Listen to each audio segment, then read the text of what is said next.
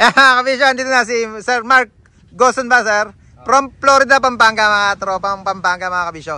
Solved na yung binidyo natin kanina na Mini-Dump 4H F1 inline. Yung pati yung dashboard niya at yung door trim wooden. Sir, ibalik na natin to. Ito na rin ang hindi natin palta dashboard na. Para bumalik, andyan pa rin yung design niya. Oo, para maganda pa rin, para original yung setup. I-convert syempre from right to left. Yan, request ni sir. Siya na rin ang gagamitin dashboard din. Tsaka yung door trim hindi mapapalitan. Talaga, okay na. Sold na yung ating 4H F1 camel chassis. Yung inline natin na F1. Marami pa tayo stock dito mga bisyo. 4HL1, 4HG1, 4HF1. Ito yung self-loading naman or yung umaatras yung bed. Mini-dump siya pero umaatras yung bed. Naka-side spring siya. Yan. Para sa mayroong mga PC25, PC35 na bako. Mini bako mga kabisyo. Tama-tama sa inyo itong unit na to.